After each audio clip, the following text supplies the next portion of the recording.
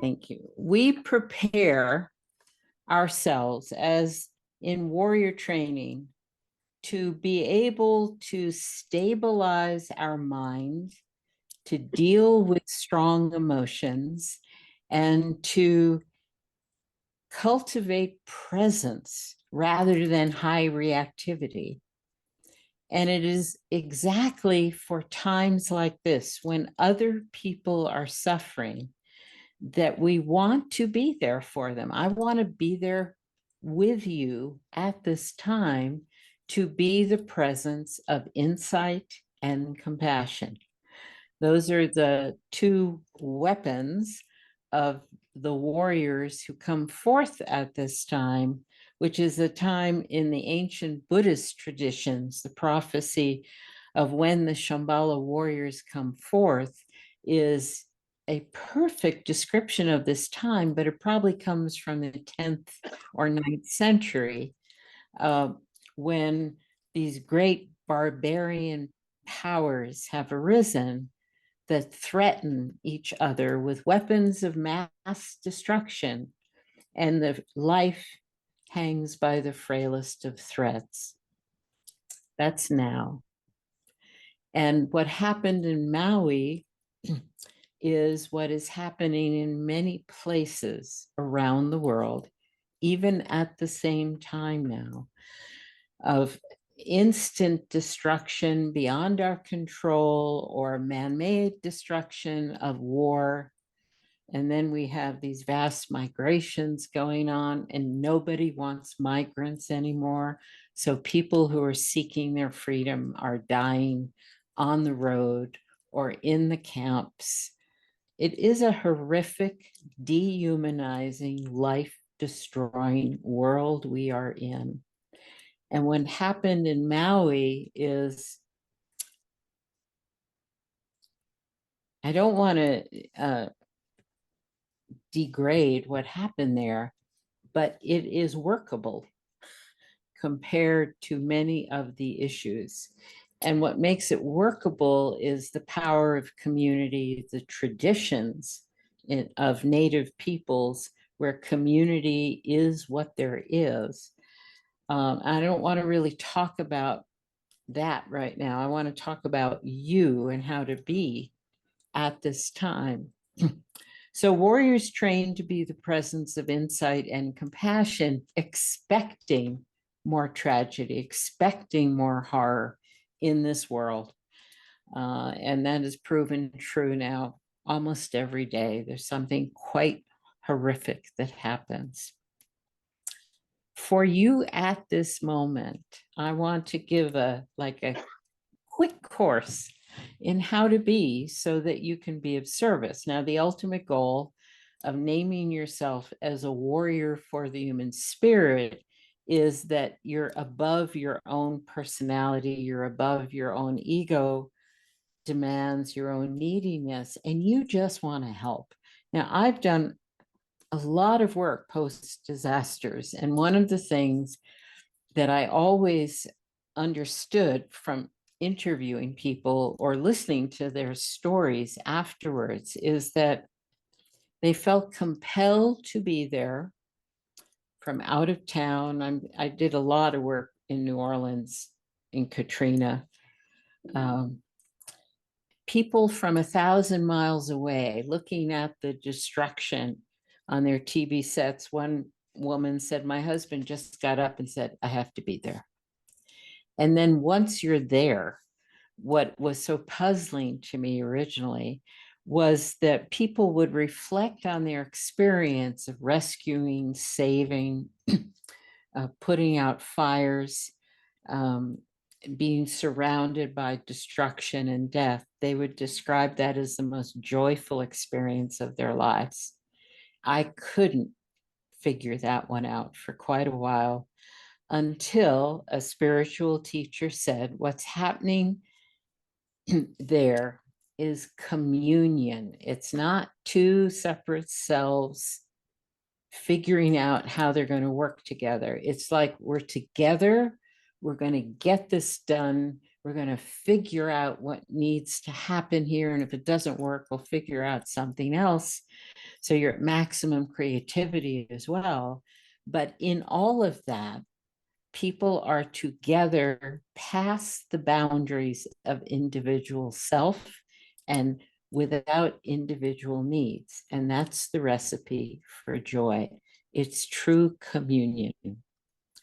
So warrior work has these guaranteed moments of joyfulness because we are there in service to a situation or to a person or whatever. Now, you're not on Maui, so, and you're probably not rushing over to, excuse me, to just see what you can do. And they don't actually need that level of support now. They have it. But what we can do as warriors is learn to be the presence of calmness, of not getting overwhelmed by our own strong emotions. Now, if you're not feeling strong emotions of grief, then you're not paying attention, right? And if you're, and the other emotion that is just part of this is anger. Because when a tragedy like this happens, it kind of rips the veil off of the system. So I was listening to Kaneala Ing, who was your congressman for a while, who's a brilliant, brilliant person and is appearing on all the national news shows now, speaking with such a high level of brilliance and compassion. And what he was talking about, tracing back, when did the water disappear from Maui? When did that sacred church, which is still standing, used to be surrounded by water? Where'd the water go? He asked. Well, the water apparently, I'm just quoting him now, went to corporate interests who wanted to grow the monoculture of sugar. Now you see that, and then you see, well, if that hadn't happened, as he said, Maui, Lahaina would not have burned up as it did with this ravaging, fast-moving fire. So you start to see the causes of the tragedy. And for me, that's always, it leads me to feel real rage and anger. But I have learned that with my rage and anger and grief, I do not need to stay there. In fact, I know that those emotions will eat me up before they create any possibility of good action. There's an old Buddhist teaching, but I've heard this from many people these days, that being angry is like eating rat poison and believing it's going to kill the rat. Because anger is our own poison. And yet, there is a place for righteous anger. There is a place for rage at noticing what caused this terrible tragedy, whatever one it is. And people die and people suffer because of that. So one of the things that happens in every great tragedy is we see the system that caused it. We have more clarity about how things are, how this society is working in such destructive ways. So we have to deal with these strong emotions. I think we need to expect them and then have practices for dealing with them. And I'm going to give you a practice at the end of this for that. But one other thing, just in the conversation with Deb in our small group, this is a time of overwhelming feelings and just not being able to cope with it all. That's to be expected. And the other thing I want to add here is, as warriors, we're prepared for this in some ways. We're prepared, we train our minds to be stable. That's what mindfulness can give us. We train ourselves to open our hearts more and more, as those are simple practices to do. We learn to perceive more clearly what's going on so that we can act more wisely, so we can make a difference with our actions and bring our compassion into focus, and then have insight of what would serve a need here. But in all of this, we are never prepared for the actual experience, never. So we just have to stay together. And this is what I hope you're already discovering. We need each other. We can't get through these harsh, terrible times alone. We need each other. And we need each other for comfort, for solace, for occasional moments of dark humor, just laughing at the insanity of it all. And we need each other just to be there when one person is completely depressed and despairing. One of us from the community can reach out a hand and lift them up. And then the next day, we're the one who needs that hand to come down and find us in our great despair and depression. I mean, I still experience this on a very regular basis. Despair for the world is part of my identity at this point. So we need to stay together. We need to deal with these overwhelmingly strong emotions. We need to trust that as we become more mindful, more spiritually grounded, we become more confident that we can go into these difficult places and be the presence of peace, be the presence, offering our insight, offering our compassion. That's what warrior training gives us. But you can do this right now. Please understand that you can work with your strong emotions and don't deny them. Don't think I should be feeling differently. No, you're going to feel overwhelmed, exhausted, despairing. And self-care is critical at this time. You can't be on for everybody all the time. You have to find times of rest and renewal and refreshment. Let nature soothe you. Let ocean waters soothe you. Let one another companionship soothe you. But don't feel badly when you can't cope, because none of us can all the time.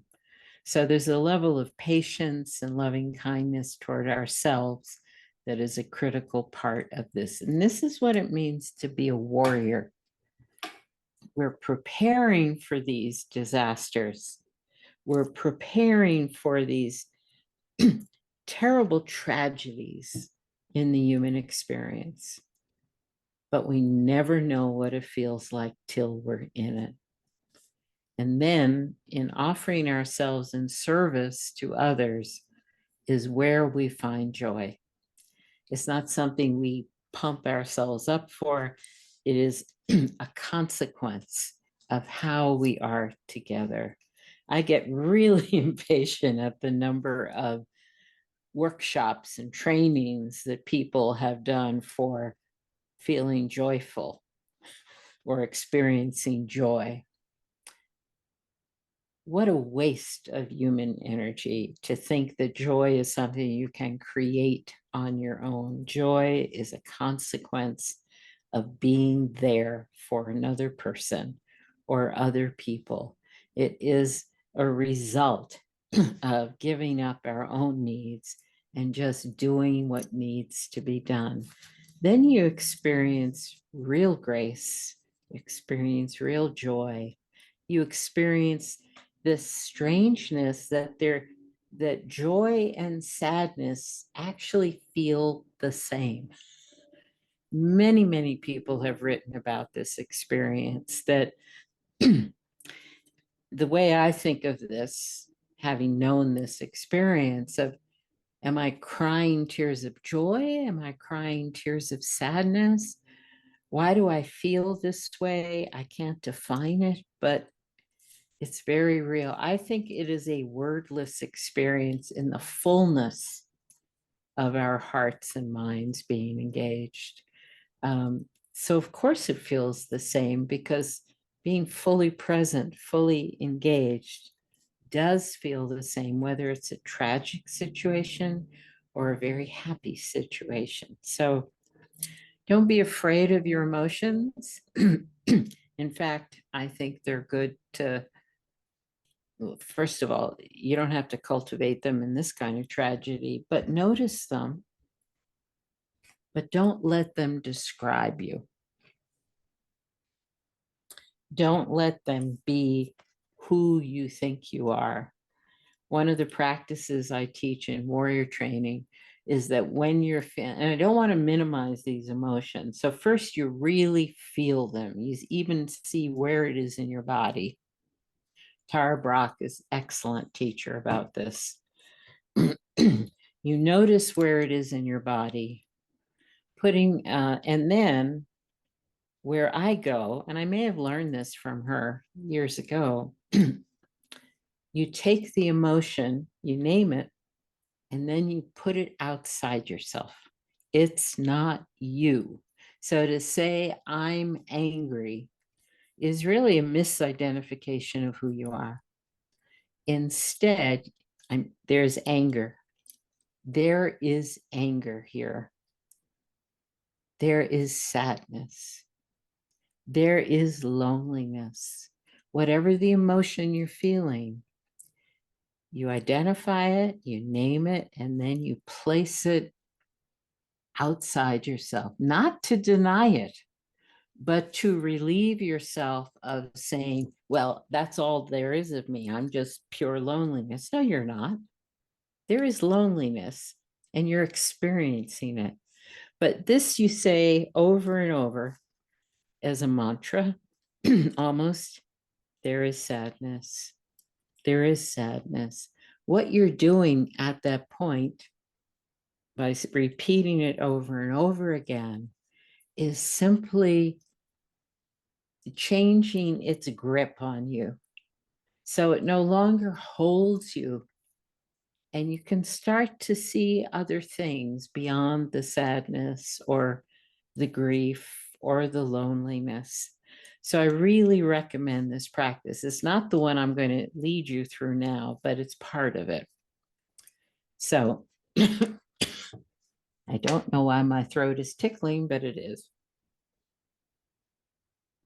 So we're going to do the practice of Tonglen now that Tara Brach referred to, but I'm giving it a very different focus. Tonglen is a practice, Tibetan word. It means giving and receiving, giving out and taking in. And it is very focused on the fact that suffering or painful experiences are part of the human experience. They're just what happens to us as we live our lives. There's a very important distinction in Buddhist thought that painful things happen to us, but how we respond to them, what we do with that pain, either will lead us into suffering or it will lead us into learning. So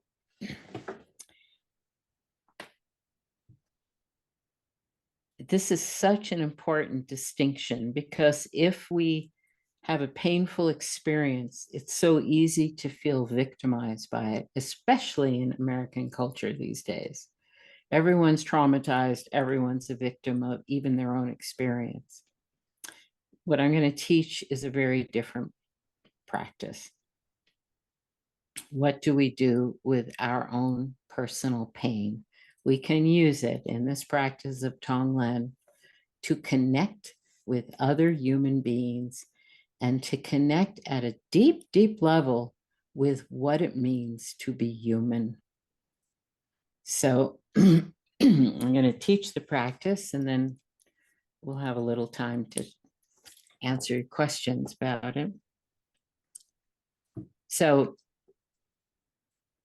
if there is an emotion you are feeling now that is difficult, so if you think about Maui, you may be in grief or sadness, or if you think about anything that is causing you pain, if you're thinking about a time just last night when you felt lonely, if you're thinking about feeling frustrated, it doesn't matter. It has to be a strong emotion, a negative emotion.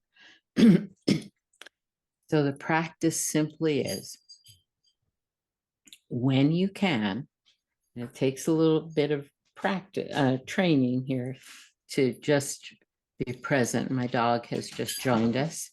He is a picture of relaxation. In fact, no, he's not in view. Okay. He just stretches out on the couch, pure relaxation. So I'll just think of an experience. I'm feeling angry. I'm feeling rageful at what caused this. And I'm speaking very personally now. I see what caused long time ago the fires in Maui, and I'm angry. Well, what do I do with that anger? At some point after I identify it, I'm brave enough to ask the question, I wonder how many other people just like me at this moment are feeling rageful. How many other people just like me are feeling whatever I'm feeling? How many other people just like me are experiencing grief at this very moment? How many people just like me are experiencing loneliness at this very moment? Now, the world population is over 8 billion people now. So when you actually think of something like loneliness or rage, you're going to come up with hundreds of millions of people who are feeling this. Or you might just come up, if you're feeling lonely, you might just come up with a person down the street or someone in your life that you know who's shut out and shut in. Or you might think of people in prison or soldiers or whomever. If we're talking about loneliness, if I'm talking about rage, I may connect with all those people who are out on the street just screaming their anger. But the practice is just like me. I wonder how many other people are feeling the same emotion at this very moment. There's nothing abstract about this. So I would like you to try this. So can you all identify some strong emotion you're feeling? And I'm staying with the negative. You can do this for great moments of grace and happiness, but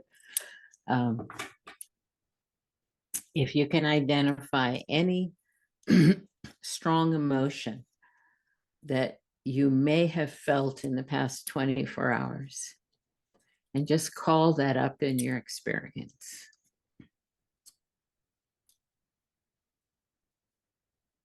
And now, really call it up so it's immediate now. We're bringing it into the present moment. And now just try asking the question, just like me, I wonder how many other people on this planet are experiencing the same emotion.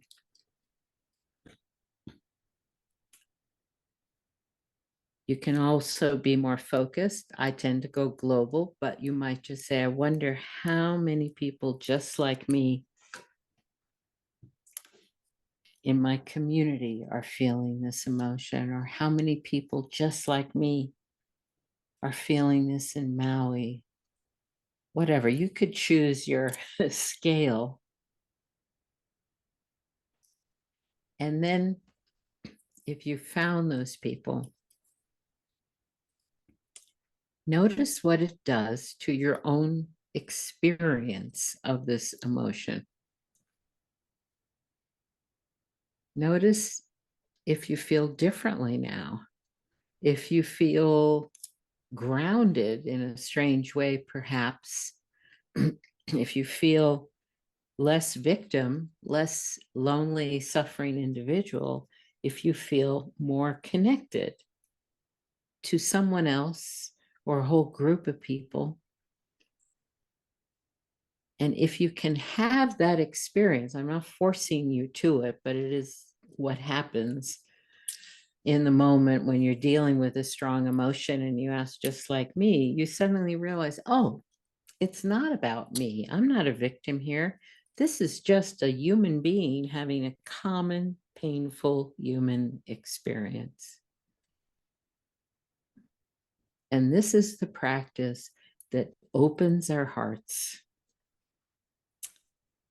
as wide as the world. And it's the practice by which we transform our own struggles to connection with the human family. And it works. It's the most powerful practice I learned many, many years ago.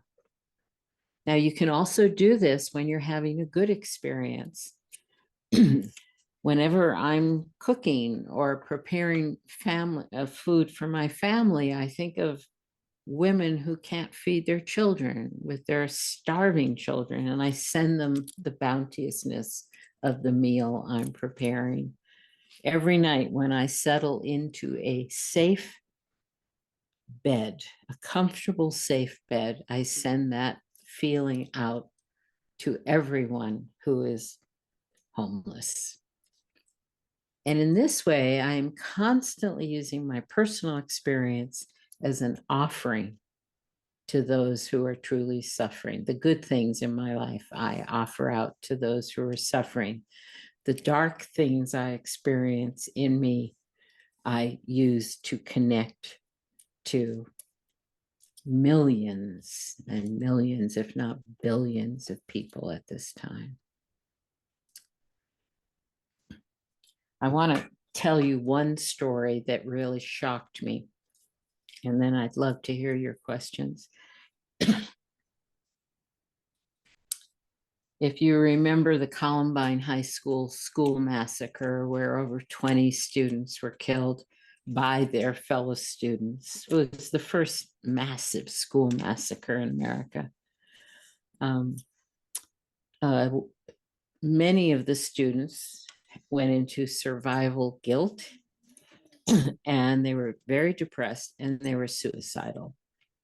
So we try, the school system tried everything known to modern psychology, right? So individual therapy, group therapy, all sorts of work with trauma, although it was a far less sophisticated field. This was 20 plus years ago. And a mother came up to me a year later or a year and a half later, and she told me this story. She said her son had been on suicide watch because he just couldn't get over it. And what transformed him and all the suffering students, these are high school students, right? So they're 15 to 18. Someone had the courage to invite the Holocaust survivor and writer Elie Wiesel to come and share his horrible experiences in the death camps during World War II. He is the one who introduced the world to what the experience of the death camps was. And he won the Nobel Prize for that work. So when I called it courageous, would you ever think about taking a 15 or 16-year-old, very depressed, suicidal teenager and telling him about the experience of Jews and other minorities in the death camps? I never would have thought that. And yet she said his stories transformed the children. And they realized in listening to him, oh, this is what humans do to other humans. So what happened to me as a student there was just part of a terrible human experience, but this is part of being human. So we talk about feeling interconnected. We talk about wanting to include everyone. This is the practice that will connect you to other human beings and identify in that connection that this is what it means to be human. We all go through these tragic or barbaric experiences. And somehow that shift from personal to human family truly transforms us.